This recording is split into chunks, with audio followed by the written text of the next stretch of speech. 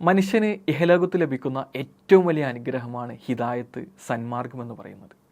മഹാനായ പ്രവാചകൻ മൂസാ നബി അലൈഹിസ്സലാമിൻ്റെ ചരിത്രത്തിൽ ഇത്തരത്തിൽ ഹിദായത്ത് ലഭിച്ച ഏതാനും ചില മനുഷ്യന്മാരുടെ വർത്തമാനങ്ങളുണ്ട്. അഹങ്കാരിയായ ചക്രവർത്തിയായിരുന്ന ഫിർഔൻ അള്ളാഹുവെ വെല്ലുവിളിക്കുകയും ആ വെല്ലുവിളിക്ക് സഹായമേകുവാൻ ഏതാനും ചില ജാലവിദ്യക്കാർ എത്തിപ്പെടുകയും ചെയ്തു.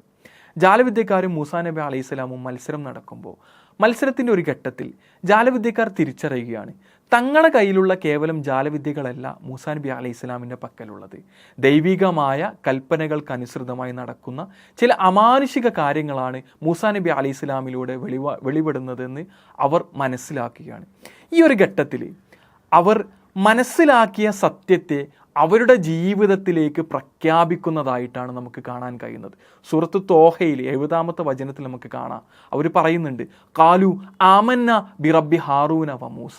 സുജൂദിൽ കടന്നുകൊണ്ട് അവർ പ്രഖ്യാപിക്കുകയാണ്, ഞങ്ങൾ വിശ്വസിക്കുന്നു മൂസയുടെയും ഹാറൂൻ്റെയും റബ്ബിൽ.